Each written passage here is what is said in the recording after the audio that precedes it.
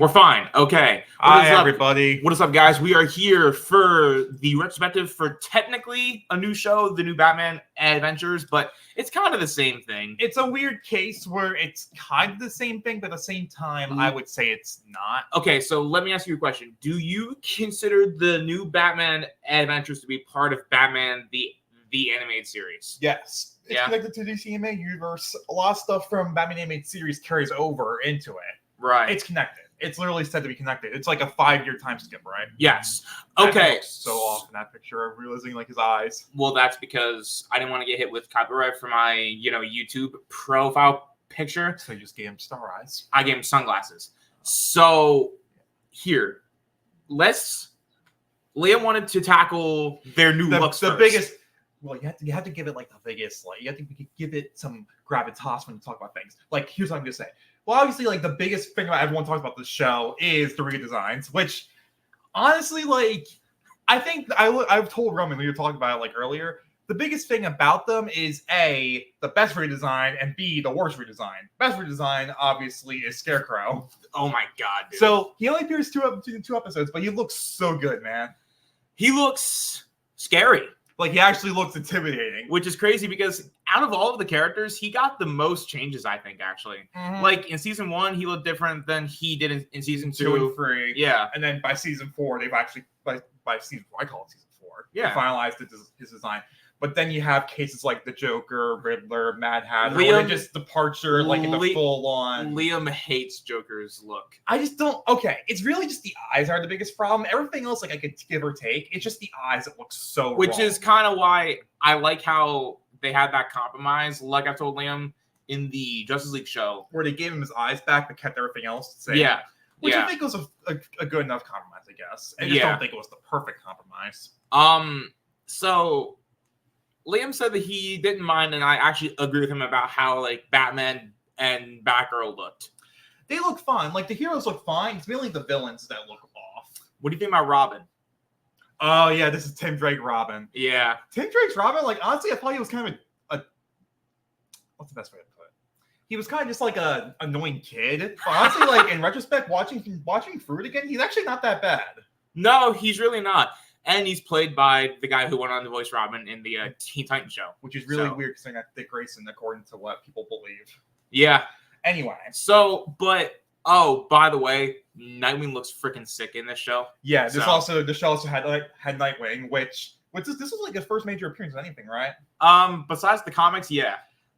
And like I think personally, like whenever he shows up, he's really cool. And like the thing with Nightwing was there wasn't that much material for him because all you really knew he had just came out in the comics a few years prior. Well, like they're not really doing like solo issues with him. He's more or less just there to be the cooler version of Batman. Now he has his own books, but like then no. Yeah.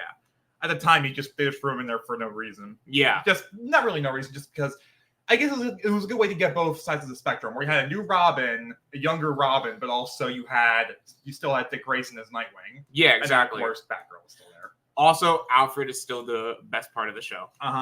Yeah. He has what I consider to be a top 5 moment for him in the show where he says, "Okay, Miss Gordon, I admit it. I am Batman." Yeah. So, are you done with the redesign talk, or do you want to keep going? Because really, at the end of the day, I think something that I noticed, Harley didn't change. Mr. Freeze really didn't change. Harley didn't change. Mr. Freeze did change. What do you mean? Like a little. He had like goggles on him and all that stuff. He had goggles on him the first time. I'm saying he had goggles on the first time. He didn't have them on in this one. Yeah.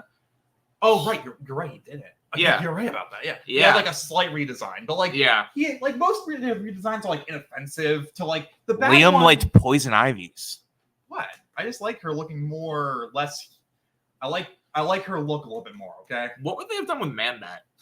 I have no fucking I think they would have gone with the Batman show does with Man-Bat. Oh god.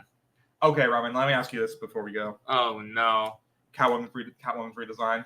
Give or take. Okay. Both making her in the suit, fine. Her outside of the suit, nah. I'm actually the opposite. Really? Inside the suit, outside the suit, I think she looks a little bit. She looks good inside the suit. I just don't like the look. I think it looked just too off. Like, I give or take both Catwoman designs from the show, but like, I prefer the OG one. I respect that. Also, Two-Face had a little bit of a change. His hair changed. His hair changed, and his suit changed a little bit, I think. Yeah. Want to go episode by episode now? Well, I say that we just do what we did in just talk about the highlights. Just talk about like the highlights, and obviously like what the big highlight is, and then we'll talk about the lowlights. So, what's the lowlight? Critters. Like, okay, Critters is like the lowlight, obviously, because that one's just a weird episode where there's animals. Like, of all the things in the DC universe, like it's either Critters or the one where Clayface had like a kid. Had a kid. Yeah, that was fucking weird. Sorry for language, but it's true. But so I mean, like, I guess like Rise of Sin Tzu kind of like did more of that idea. Okay, so the first thing, I know that I've mentioned this, but I loved in the first 3 seasons that every episode had like episode art, and they just the title card art. They got rid of that. I don't know. I know it probably just like fit more time in, but at the same time, like it was such a nice little thing. Also, while the music's still good on the show, I just feel like the soundtrack got a little bit worse, actually. Because, like, I can pretty much, like, pick up, like, most themes from the animated series, or at least, like, the good ones I can, like, pick up instantly. Uh-huh. But, like, I don't know, the new Batman Adventures didn't really have any, like, pickup themes for me. I can pick up right off the top of my head. There's something kind of that I think there is a disconnect, but it feels like a completely different canon.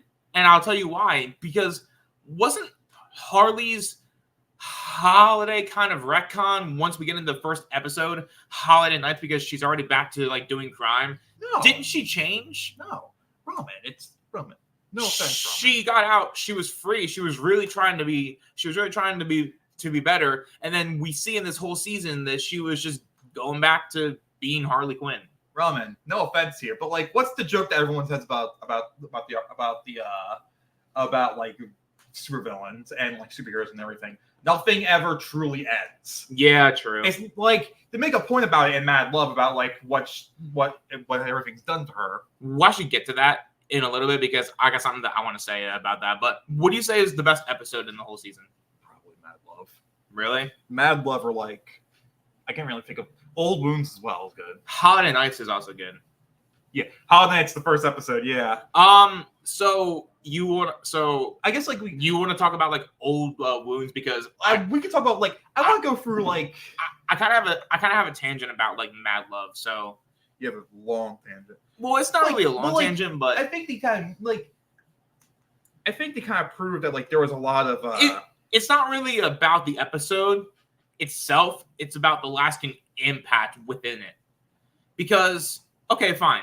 I'll just say Mad Love is a phenomenal, incredible episode, and Liam said that like it characterizes a lot about the Joker, and it also proves that Joker is full of shit, and Liam said that that's why, even though he like acknowledges that it is an incredible book, that's why he doesn't like the killing joke, because he thinks that Joker should not really have like a backstory, right? I think, personally speaking, Joker is a character who literally is an antithesis to Batman. Right. I just personally think that like it's kind of odd that like you try to give him a backstory, killing joke. Like, I get it, they want to give like something, I guess, but like that really wasn't the point of the episode. That really wasn't like the most biggest thing in that comic, right? No. It was just like a nice side thing and stuff like that. Right. Okay, so here's my thing. We see in Mad Love the origin of how Harley fell in love with him. And we see throughout the whole series, and it really culminates in this episode, how much he really abuses her, right? Mm-hmm. Guys, he pushes her out of a freaking window. 3 episodes later, she's back with him. That's how abusive relationships work, Ron. I'm just saying, doesn't that like destroy the whole point? No. It shows why even after everything it shows like even after like she tried to reform and stuff like that she can never, that until like way later on, like way back before Batman Beyond, but like way after this series, probably Justice League as well, it shows that it takes a very long time for her to actually like leave that life. Yeah. And I felt sympathy for Harley until I remembered Return of the Joker, and like that's fucked up. It's fucked up everything, but like at the end of the day, like it just I think it's a good idea to showing like Joker doesn't really care about her. He just uses her to his advantage. I think though that like, Mad Love, I just love that like episode, and I love how Batman calls Joker Puddin'. I love the fact that like it's literally that Joker literally that like Batman literally says like, "Hey, I was actually like gonna die if She had me, bro. She had me. Yeah. And I only need you to get me out of there." I mean, you have to throw out a window, but still. Yeah. But like on a less tragic note. What do you think about Liam? All right, this is another big point. Yeah, what? The old wounds episode. Liam thinks that because most of the perspective of that episode is being told through like Nightwing, Liam thinks that Nightwing isn't telling the full truth. I think he's like, putting it in his point of view on like what it would look like to him. Yeah. Which I think it kind of like Batman in general, I don't think he would. I mean, Batman's been harsh, and in this season, he's especially way harsher. But like, I don't think he was ever like harsh to the point of like breaking through. Like, I know he breaks through windows all the time, but like breaking through windows and like interrogating a guy right in front of his family. I mean, in the comics, he's done it a couple times. But like you think he wouldn't do that, and then considering his backstory. Okay, no. But he like only did it because the person that he was after had information because someone had like taken Alfred. Mm-hmm. So like he was like not thinking straight. I guess like as well, like, this Joker was literally about to like crash airplanes. Yeah. And stuff like that. Like he probably didn't know. I mean, did he know like what the thing was gonna do or no? I don't know. But here's my whole thing. Yeah, that is out of character. So Liam theorized that like the story that Dick's telling in like old wounds, either one is not true or two is greatly like exaggerated because the guy that like Batman interrogates in front of his family, Bruce literally gave him a job afterward. Yeah. So to your A, that is actually what went down, and because Dick left, he didn't see what actually happened afterward. Right. So for all we know, Batman could have we don't really know what Batman did. Right. So we can really just leave it to interpretation of like how wrong was Bruce in that episode. And what was the third episode that you said that you liked? Because I also have another one. Let's see. I thought that Over the Edge was like really good too. Over the Edge, at the time when we watched it, like until it's revealed it's just a hallucination that Barbara's having. Dude, that is an intense episode. Intense episode, just due to the fact that like poor the entire time, like it's just like a hypothetical. Basically, Batgirl dies, and Jim finds out that it's actually Barbara, and the cops are after Batman. They find out that he's Bruce Wayne, and a whole chase ensues, and basically like everything ends. And Jim goes to find the actual real Bane and have Bane basically murder. Right.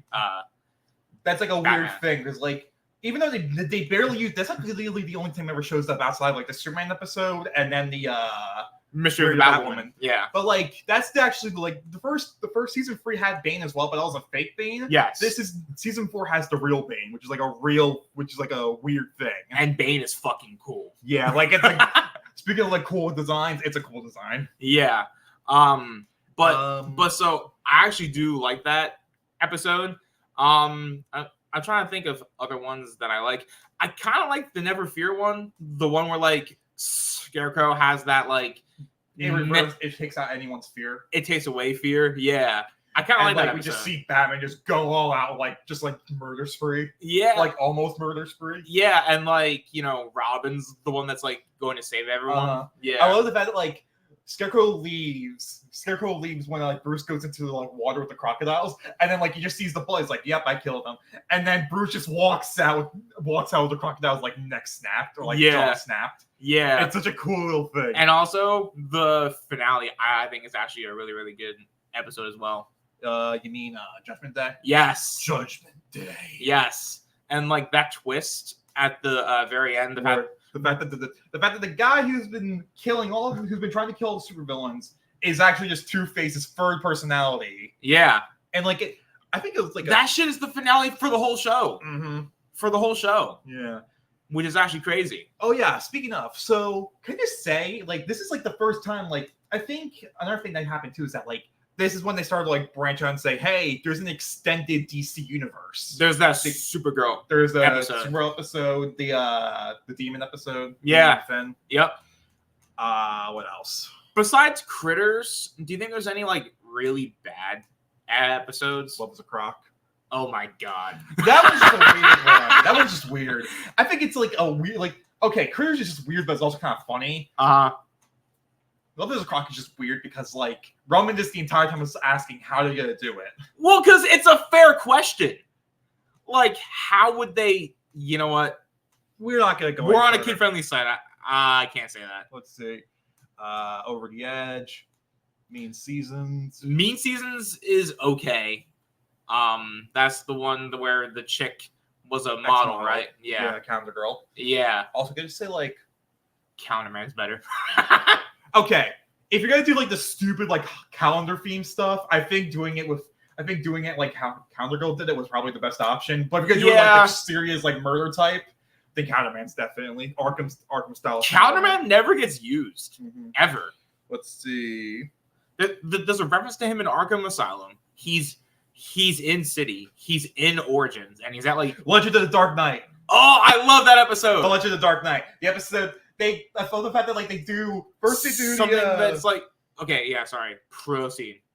They do Dark Knight Returns. They do actually it's based off a specific comic, the Batman Nobody Knows. Yeah. And like the cool thing about that episode is that when they show the part where it's the Dark Knight Returns part of it, they actually got Nolan North whoever voiced Batman in the Dark Knight Returns animated movie, he voiced him in that actual episode. Mm-hmm. So then they got him back years afterward, which is actually sick. So I also think that that's a really cool episode. I think the Legends of the Dark Knight is actually up there. Holy shit, there's actually quite a few crossovers. Okay, so let me ask you, what do you think of the Firefly episode? Firefly in general? Yeah. Firefly's just a creep in that show, man. Like Firefly's either he's a pyromaniac or he's pyromaniac who's in love with a woman. Who was like a mega music star. Mm. And then there was also that weird episode where like Bruce got married to a fucking plant. That one I wonder how they do it. Yeah. Poison Ivy basically wanted like all of the rich people's bank accounts money, so like she had her plants marry a bunch of famous and rich people. Makes you wonder, like, if that dude was already falling apart like halfway through the episode, how long was it going to be? Right. Like, imagine like one of them was like, "Hey, let's get in the bed together and just do it," Like. Did she like say, okay, make sure you guys reject all sexual advances? I mean, like she tried in season 3 to make humans. Mm-hmm. She got a little further. Yeah, let's see. There's also Joker's Millions. Joker's Millions is such a funny episode. Joker's Millions, just purely for that one line. The freaking meme, bro. I'm crazy enough to take on Batman, but the IRS, no, thank you. Yeah. Yeah. And like I want to say this, there also is an episode that proves that like Arkham that like Batman does like that like Arkham or Batman, we're going to say that like Batman is trying to help with Scarface. Yeah. Mm-hmm. Yeah. Because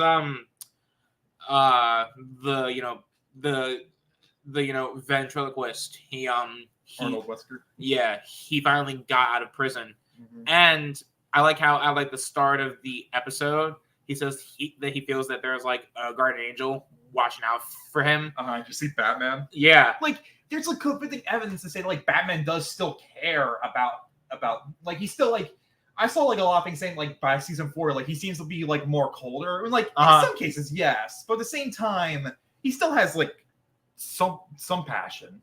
And I think like I mean I know different writers, but like Justice League really showed like he still cared, Mhm. especially that Ace part. Yeah. Mhm. So do we not cover any episodes, or did we like get to them all? There was also the weird Talia one. Talia one? No, sorry. I was thinking of the Catwoman one where it's like a cult of cat people. Where she was fighting the furries. Yeah. No. She was fighting. That was season 2. They were just people who want to become furries. At the time, I was thinking, okay, are these guys like part of Ra's al Ghul's gang or something like that? Because like I could totally see like halfway through just saying like, oh, it's Ra's al Ghul's. It was like an offshoot of Ra's al Ghul's people. Ra's probably would have looked really cool in season 4. I wonder what they would have done with him, because like he shows up later in like he actually shows up in Superman. Yeah. Which I can't believe that. Yeah. Let's see. There's the Creeper episode. Oh man. Oh god. That one's just like, that one's weird. That was actually my introduction to the character of Jack Ryder, actually, yeah. Who's like a prominent character in the Arkham games. Yeah. Let's see. You Scratch My Back, which was the first introduction of Nightwing. Oh! Which was like, I like that episode. I like that episode because like at first it thinks that like Nightwing's just like going angsty against Bruce, and then at the very end it's proof that like Nightwing's actually in on like the whole thing. Nightwing and Batman were like playing Catwoman the entire time. Yeah. Cold Comfort. Is that the one with Mr. Freeze? Mr. Freeze? Yeah. There was never a bad Mr. Freeze episode. Yeah, nah. Yeah, but like, Cold Comfort is sad though. Yeah. But then he proves that he lives, and then Batman Beyond literally has his ending. Dude, yeah, that shit breaks my heart. We'll get to that one when we get to Batman Beyond. But yeah. So do we miss any? Oh, there was also the one where the circus animals got like controlled by like Mad Hatter, because by like the Mad Hatter in there. Yeah. Dun. Well, funny has like I always love the fun fact that like the reason why they didn't do any Riddler episodes is because they just couldn't think of anything for him that would be in his character. Well, he didn't know how to put trophies out yet. Yeah, once you get the trophies, there's no going back.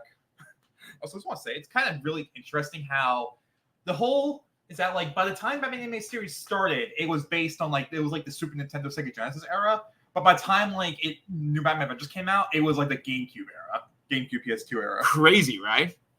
Yeah. Let's see. It got some Emmys. It won some Emmys. All right. So since we talked about the highs and lows, let me ask you a genuine. Well, everything that I've asked you is genuine, but I kind of want you to think about this one. Are there any highs in this season that match season 1 or season 3 of Batman the Animated Series? I think it's more of an introspective season, looking at like if the season 3 episodes, season 1, 2, and 3, like were more about like story driven, or more about like Batman and Bruce's character.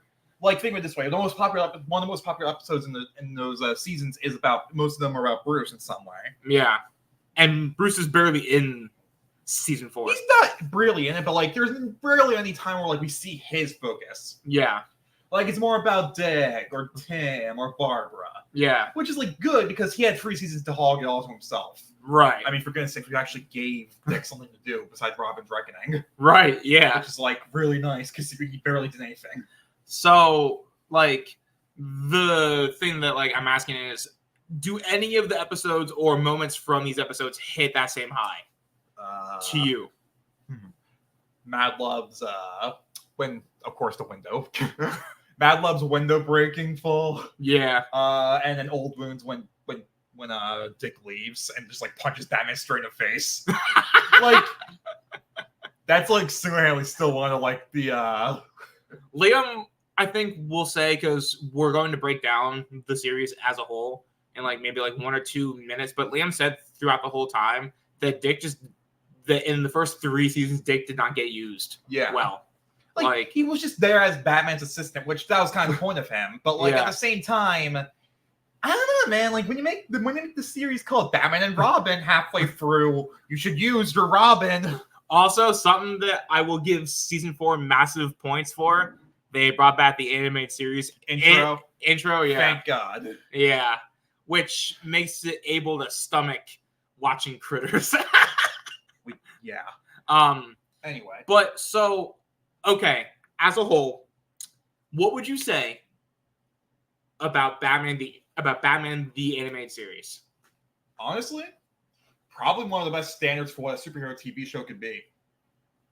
Like, it's one of those shows that like every episode could be it was its own mini story, but also there was Unless there were two-parters. Unless there are two parts, but also everything adds into each other and like adds more over time.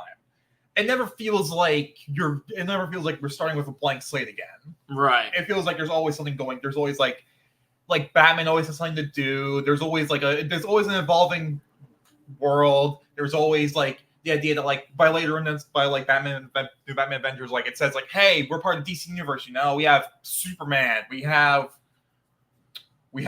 Flash probably later on. Yeah. And like it gives more. Oh, also Static Shock. Yeah. Which like we gotta watch that show. That one seems fun. If you guys want a review of that, comment below. I would do that for like $5. Yeah. But so like I would recommend this to anybody who's trying to get into Batman. If you don't want to read comics, just really watch this show. Yeah. Because like Kevin Conroy is the perfect Batman. Yeah. Like it has the best Batman voice, arguably one of the best Joker voices. The best. The best Joker. Probably the best Joker voice. Probably the best Alfred. Yeah. Like everything in this show was pretty much like on point. There's like weird episodes, but like at the same time, I kind of like the weird episodes. You kind of need some weird, bizarre episodes. I think to fill the out only genuinely terrible episode is probably I've Got Batman in the Basement. Yeah, that's literally the only, and that's because Kevin Conroy just groans the entire time. Yeah, like even the worst episode says Batman like having at least like one or two funny lines. Right. Yeah, or, like, just like a good line here and there. And also, I just love the moments in the show where, like, you know, Batman will laugh or smile. Like, it's so creepy. But, like, I don't know, because in, like, later comics, like, they've literally had it be that Batman can take on gods. And I kind of like in this show that he's just grounded and he's just, like, fighting, like, normal crime. I like the fact that, like, I think it's, like, a good, like, point of escalation idea, because, like, but the start of the show, it's just like average crime problems. Like Batman's taking out like mobsters, low-level street crimes, like maybe like occasionally like a supervillain, but like they're just doing like more like base stuff. Mm-hmm. But then by the end, he's fighting. Let's see, he fights giant chickens. He fights demons. He fights plant people. He fights the fucking extraterrestrial judge. Well, he fights a giant robot dinosaur because why not? Like, there's some, like, it feels like this escalation got to a point, and it's, like, really, like, it's a good point, like, showing, like, this is how we started, this is how we ended. And then, once you realize, oh, crap, this is Justice League comes out of this, there is no point of return. Right. And so, I think, like I said, if you're trying to get into Batman, I will watch this show. Mm-hmm. Like, if you don't feel like sitting down and reading, like, you know, comics, you literally get everything. I mean, you get an episode where is Kevin Conroy and Adam West talking to each other. Like it's just a beautiful show. And growing up, I was really into the Adam West show. I thought that this show was like boring, but like when I turned 9 or 10, this show was my shit, and I have like loved it since. And I'm glad that I'm glad that Liam finally got to see Batman the Animated Series as a whole. I did. I already have seen it in full. I've seen every episode at least once. Right, but like reminding you how good the show is. Yeah. And even though I think it takes a step down in terms of how good it is in season 4, I still think that, I mean, like it goes like season 1's like the high standard that nothing ever would reach. No. Like it's like a really high standard. Season 3 beats out 1 though. Yeah. Season 1's like the high standard. 2 is like a weird dip. 3 is back to like the insane high, and 4 is like a tiny dip. 4 still, I think, beats most like shows now though. Yeah, like probably still does too. Yeah. Like I don't think it beats most shows, but I think even at its worst, Batman the Animated Series is still just good. It's just like you can just put on an episode and it'll be entertaining. Right? Yeah, and like when it's like great, it's like, you know, great, phenomenal, and then like even when it's bad, it's still kind of good. Like. Yeah, like besides I Got Batman in my Basement, you never have like a totally extremely ungodly bad time with the show. Exactly, right. And that's something that you really can't say for most shows. Well, except maybe Spectacular Spider-Man, but that's because it got cut short. Yeah, true. Or I don't know. I really can't. Star Wars: The Clone Wars has a few duds. Yeah. There's very few shows that like ever have reached the point where like I could say that most, if not all, the episodes are at the very minimum good, or even like masterclass in how they do stuff. I mean, like, okay, let me ask you this: what's the best episode of every season? Because I have my list of every season. Uh-huh. Was Heart of Ice in season 1? That was season 1. Was Grey Ghost season 1? That was season 1. Yeah. Fuck. Either Heart of Ice or Grey Ghost, I would say. And then in season 2, probably Robin's Reckoning. Season 3, I think it's probably either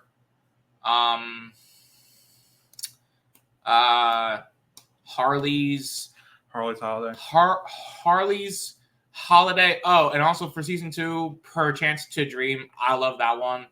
And then for season 4, Mad Love, Old Wounds, Holiday Nights, and Over the Edge. You? For me? Yeah. Season 1, Heart of Ice. Season 2, Perhaps a Dream. Season 3, Bullet for Bullock. Oh, I forgot that! Season 4, Old Wounds. Old Wounds / Mad Love. Wait, what about the Grey Ghost? Grey Ghost is like, okay, Heart of Ice / Grey Ghost. Season 2, Perhaps a Dream. Season 3, Bullet for Robin's Bullock. Reckoning? There's so many great ones I can't pick, okay? Anyway, yeah, but in retrospective, go watch the animated series if you haven't, and if you have, maybe we watch it again. It still holds up really well. Yeah, and thank you guys for watching. And next time that we give you a retrospective, it'll be season 1 of Batman Beyond. Yep, we get to hear that wonderful theme. Guys, we'll see you all next time. Peace. Laters.